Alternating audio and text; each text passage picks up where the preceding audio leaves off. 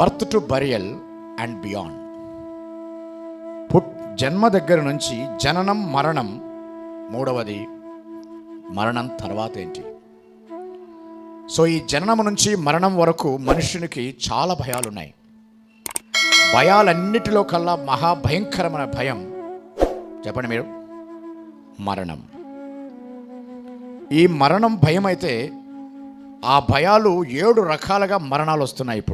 ఇప్పుడు కాదు, చరిత్ర మొత్తంలో కూడా మరణం వచ్చే ఫస్ట్ రకము మనం లాస్ట్ ఇయర్ 2 సంవత్సరాలు చూసినాం. దాని పేరేంది? కరోనా.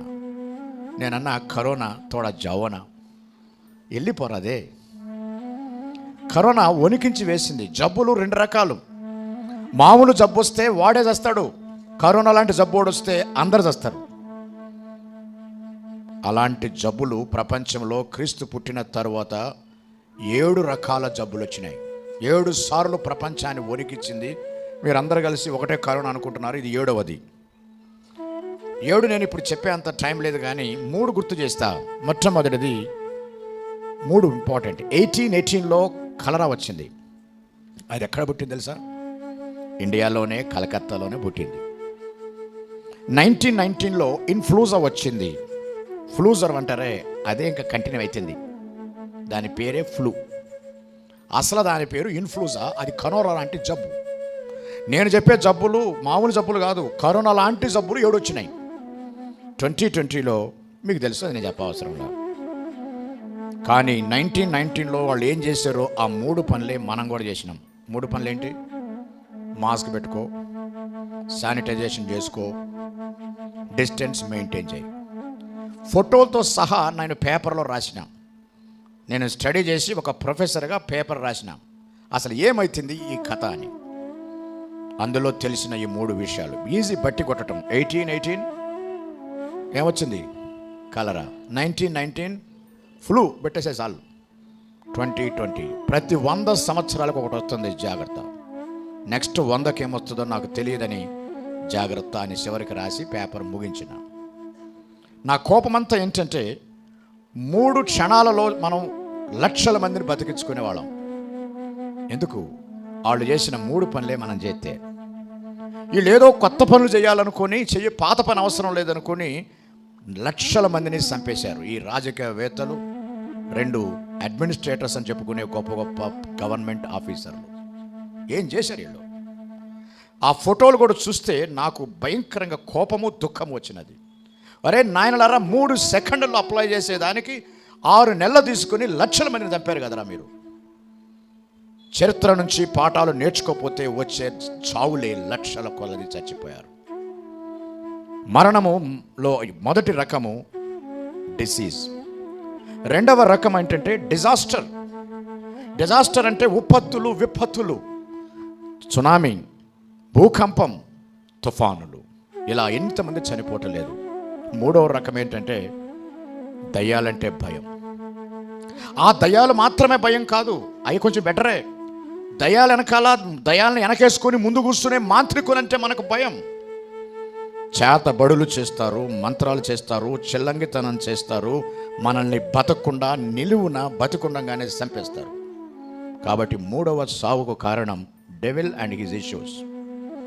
4వ కారణం ఏంటంటే బతుకున్న వాళ్ళని చంపేయటం, మర్డర్. తెలంగాణకు బాగా తెలుసు దిశ సంగతి. తెలుసలేదు దిశ? మీ ఎందుకు చూస్తున్నానంటే ఆడపిల్లలు కాబట్టి చూస్తున్నా. ఆడపిల్లలు తెలుసుకోవాల్సింది దిశ. దిశకు జరిగిన పరిస్థితి, ఆడపిల్ల తండ్రులుగా మాకు వణికించే పరిస్థితి ఇదేనా? ఏంటి దిశ? దిశలో 3 సంగతులు జరిగినాయి. ఆమెని దోచుకున్నారు, వదిలేయొచ్చు కదా. దోచుకున్నాక ఎందుకు చంపారంటే సాక్ష్యం లేకుండా చేయాలని. సరితే చంపినా వదిలేయొచ్చు కదా. ఎందుకు కాల్చారంటే సాక్ష్యాధారం కూడా లేకుండా చేయాలని. మనుషులు మర్డర్ చేస్తున్నారు. ముఖ్యంగా ఒక ఆడపిల్ల అంటది, అర్ధరాత్రి చీకట్లో నడుస్తుంటే అయ్యో నేను ఒంటరిగా పోతున్నానే, ఎవరన్నా నాకు తోడొస్తే బాగుండు అనుకుంటుంది ఆడపిల్ల. కష్టపడి ఆమె ఆశిక మేరకు ఒక పావు గంట తర్వాత ఆ చీకట్లో కొంతమంది అబ్బాయిలు తోడయ్యారు. ఒక అబ్బాయి తోడయ్యాడు. అమ్మయ్య మనిషి తోడయ్యిండ్రా అనుకుంటుంది.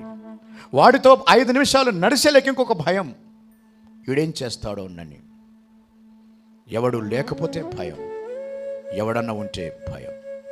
అసలు అక్కడ దాకా ఎందుకంటే పెళ్లి చేసుకోవాలంటే ఆడదానికి భయం, పెళ్లి చేయాలంటే ఆడపిల్ల తండ్రులకు భయం. నేను ఒకటే మాట చెప్పిన, పెళ్లి చేయకపోతే బాధ, పెళ్లి చేస్తే భయం అన్నాను. మీకు అర్థమవుతుంది అనుకుంటా. అయ్యో పెళ్లి కాలేదేనని బాధ, పెళ్లి చేస్తే అయ్యో ఏమవుతుందో అని భయం, ఆడపిల్ల పరిస్థితి. కాబట్టి 4వది చంపటం. 5వది ఏంటంటే యాక్సిడెంట్స్. అజాగ్రత్తతో వాడు నన్ను చంపాలేక నేను వాడికి యాక్సిడెంట్గా చావటం. ఈ 5 సావులు అయిపోయినాయా? 6వ సావు పేరేంటంటే మనల్ని మనమే చంపుకోవటం. అది సూసైడ్. ఈ రోజున యువకులు అనేక మంది సూసైడ్ చేసుకుంటున్నారు. అసలు మీకు ఒక భయంకరమైన సంగతి చెప్తే, 5 రకాల సావుల కన్నా 6వ రకమైన సావులో ఎక్కువ మంది చస్తున్నారు. దానికి హాస్పిటల్స్ ఎక్కడున్నాయి? అసలు దాన్ని తెలుసుకున్నవాడెవడు? దానికి అర్థం చేసుకున్నవాడెవడు? దానికి మందులు ఎక్కడున్నాయి? డయాగ్నోస్టిక్ సెంటర్స్ ఎక్కడున్నాయి? ఆత్మహత్యలు విద్యార్థి జీవితాల్లో యువతుల మధ్య కష్టమవుతుంది. ఒక ప్రిన్సిపాల్గా, నేను ఒక ఇంజనీరింగ్ కాలేజీ ప్రిన్సిపాల్గా చాలా కాలం నుంచి పనిచేస్తున్నా. నేను రోజు ఆలోచించేది, ఈరోజు ఏమవుతుంది? అందరూ కాలేజీకి పాఠాలు చెప్పడానికి పోతారు, నేనేమో ఎవరిని కొట్టాలా, ఎవరిని తిట్టాలా, ఎవరిని పోలీసులకు అప్పగించాలా, ఎవరిని హాస్పిటల్లో చేర్చాలా, ఇదే నా బతుకు, ఇదే నా పని. విద్యార్థులు ఎంతమంది ఆత్మహత్య చేసుకుంటున్నారు? ఆత్మహత్య ఎందుకు చేసుకుంటున్నారు? ఒకసారి ఒక vice chancellor, JNU Delhi Jawaharlal Nehru university vice chancellor ఒక పెద్ద ప్రకటన వేశాడు. ఏంటి తెలుసా అది? మాకు కొంతమంది కౌన్సిలర్స్ కావాలి, మా ఢిల్లీ జవహర్లాల్ నెహ్రూ యూనివర్సిటీకి కౌన్సిలర్స్ కావాలి. ఎందుకంటే ఆత్మహత్య చేసుకుంటున్న పిల్లల్ని బాగు చేయడానికి, సావకుండా ఆపటానికి. ఈ రోజున మనుషులు సావకుండా ఆపటమే మాకు కష్టమైపోతుంది. అది 6వది. ఎగ్జాక్ట్గా ఇది నాకు కూడా జరిగింది. 1980 నుంచి 81 వరకు 1 year అంతా నేను ఆత్మహత్యకు ప్రయత్నం చేసిన. అంటే అప్పుడు నేను ఫస్ట్ ఇంటర్మీడియట్ చదువుతున్నా. ఫస్ట్ ఇంటర్ చదువుతుంటే అందరూ అనుకున్నారు అబ్బాయి ఎంసెట్కు ప్రిపేర్ అవుతున్నాడని. ఎందుకంటే బీటెక్, ఎంటెక్, PhD చేసినా కదా. బీటెక్ చేయాలంటే ఎంసెట్ రాయాలి కదా. నేను ఎంసెట్ రాసింది 1982లో, నా బీటెక్ అయింది 1986లో. అంటే ఇప్పటికి నా బీటెక్ అయ్యి 36 సంవత్సరాలైన ముసలి వాడను. దాని గురించి మీరు పక్కన పడాయి, అంతగా ఆలోచించకు. అరే ఇంత పెద్ద ఆయన అంటే అంత ముసలోడా, ఓకే. కానీ 80 నుంచి 81 వరకు ఏమవుతుందంటే డిప్రెస్ అయిపోయినా. నేను చేసిన తప్పులన్నీ నా మీదకు వచ్చేసినాయి. నా మీదకు 2 రకాల తప్పులు వచ్చినాయి. చేసిన తప్పులు నా మీదకు వచ్చినాయి, చెయ్యాలనుకున్న తప్పులు కూడా నా మీదకు వచ్చి ఒక్కసారి మీద పడ్డాయి. ఒట్టి చేసిన వచ్చుంటే ఎట్టకట్ట భరించేవాడేమో, చెయ్యక వదిలేసిన కూడా వచ్చినాయి భయ నా మీదకి.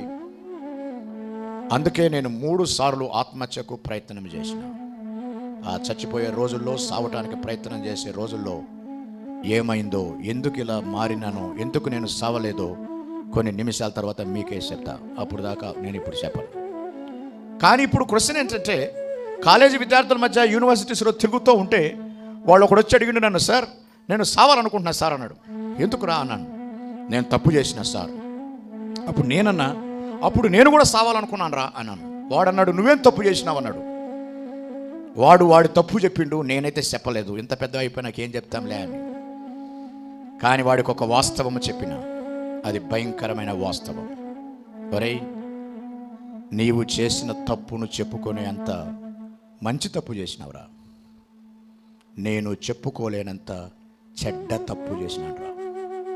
ఇప్పటికీ భూమి మీద నేను ఏ కారణం వల్ల ఆత్మహత్య చేసుకోవాలనుకున్నానో ఎవరికి చెప్పలేదు, చెప్తే బాగుండదు. అలాంటి పరిస్థితుల్లో నుంచి మానవుడు వస్తున్నాడు. అది 6వ రకమైన సావు. ఇప్పుడు మొదటి చెప్పు. మొదటి రకమైన సావు వ్యాధులు, disease. 2 disaster. 3 devil and related. 4 murder. 5 accidents.